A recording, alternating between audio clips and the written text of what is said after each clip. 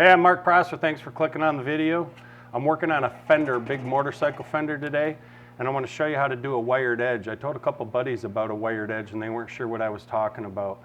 So we're going to gather up the tools. I'm going to show you what a hemmed edge and a wired edge and how we're going to do this.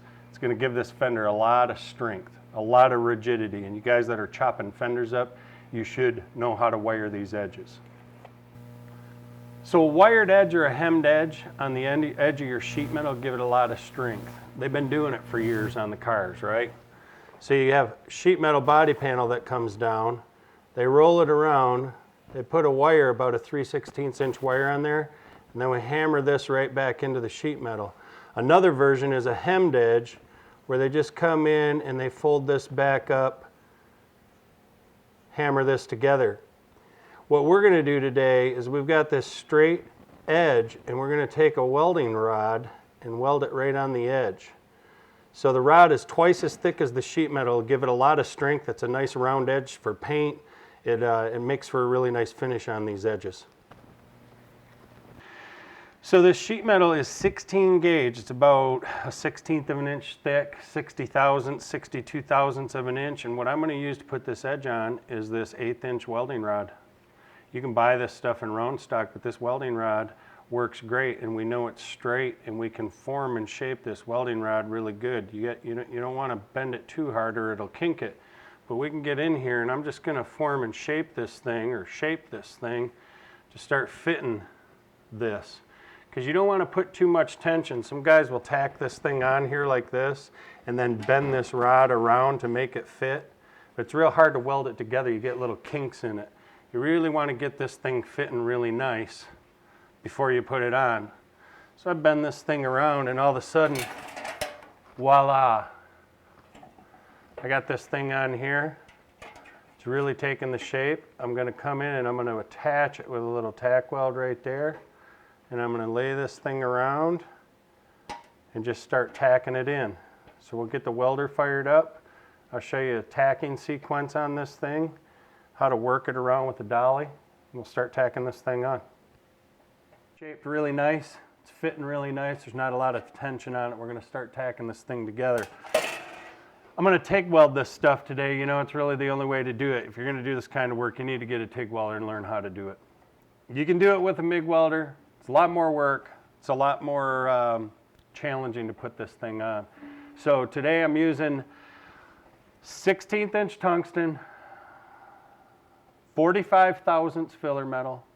I've got a rod. The rod I'm putting on is twice as thick as the sheet metal.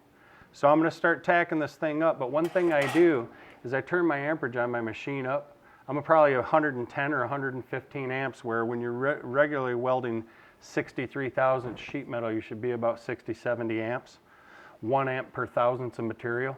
But I got it turned up because when I tack this stuff, I'm going to place my tungsten in there and I'm going to get on the gas, boom, and get a quick tack on there, because if you heat that rod up too much, you'll get little kinks and it'll start drooping.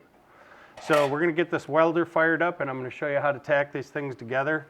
A little bit about torch angle and how to get the torch in there so you're favoring the arc onto the rod, which is thicker, a little bit more than the sheet metal. We'll start getting this thing tacked up, move it around, put some tacks in, get her welded up. So when I start tacking this wire, I'm tying into this one I've already got welded on here. And I want to bring this thing in, and I'm going to tack. My first tack is going to be right here on these two wires, right?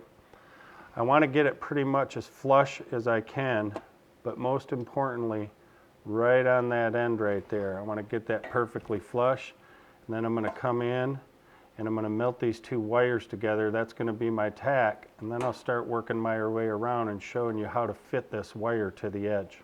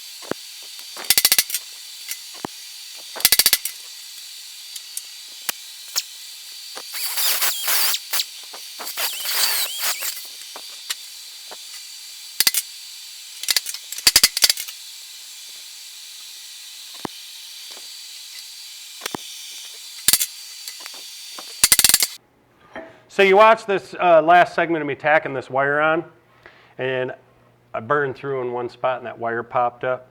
I did that on purpose just to show you, you know, how to do that. Actually, I didn't. I melted it through and got it too hot. But when you're tacking this thing on, proportionally, I've got these two pieces that are, you know, pretty close, right? So when I tack this wire on, I want to leave it down just a little bit.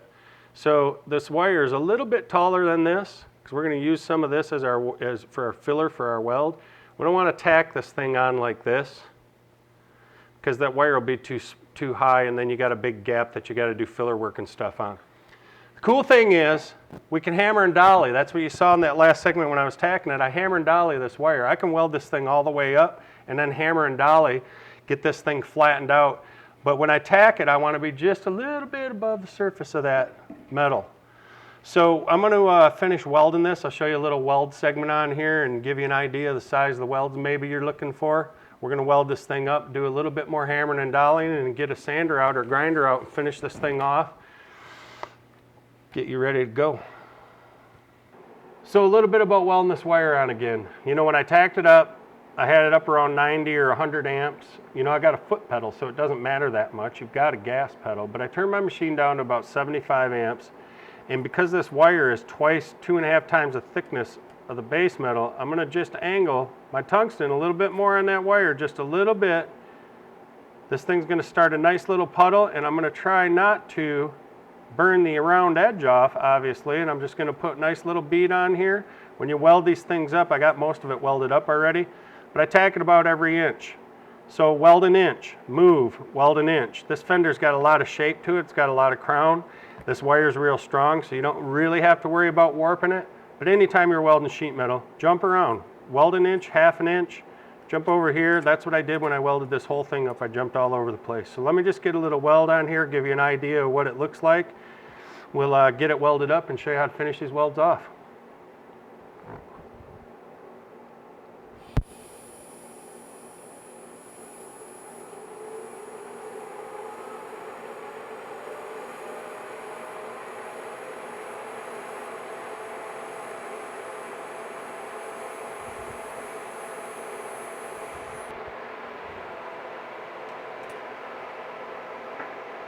Take a little brush and brush it off there so you can see it. Just go around that thing. Come over here, make an inch weld there, come over on this side, move around, distribute your heat around. We got it all welded up. I'm going to show you how to finish this metal off and get this baby off to priming. So we got this dude all welded up. Complete Fender's all welded up. I'm just going to show you a little bit of that weld that I just put down, how to finish it. You know, these little grinders work great. I got a 50 grit on here, and I'm going to be really, really careful. You don't want to grind too much of the bar away, the wire away, or you're defeating the purpose of why you put it on there, right? So I'm just going to take this dude down a little bit, finish it off nice. You know, probably some high build primer, maybe a little bit of filler on your finger will take care of it, or you can spend the time and dolly this stuff out really flat, metal finish it off. I can show you a little bit of both, but I'm going to get this ground off, and I'm going to do a little DAing on here, and then we'll take a look at the finished product.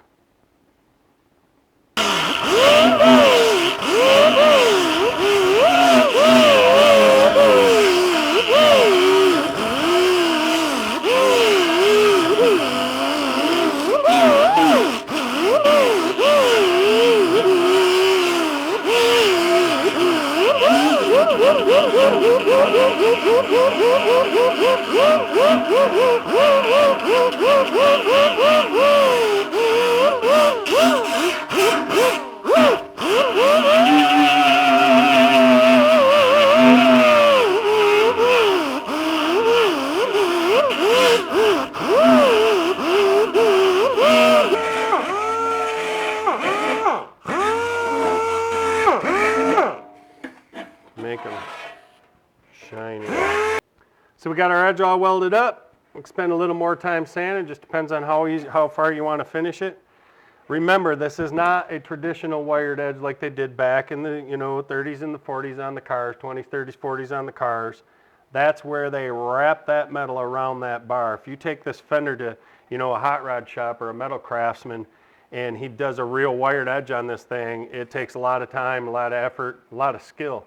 But this one, it's a pretty easy way to do it, and you know, it makes for a really nice rounded edge. The paint sticks good to it. It increases the strength of this fender tremendously, and it just makes for a really nice finished edge. So whether you got a 30-inch bagger wheel fender, or whether you got a little cafe fender that's 10 inches long or whatever, put a wired edge on it, man. It's worth the time. It's worth spending a little bit of time and making these edges real nice instead of that sharp sheet metal. Thanks for watching my video.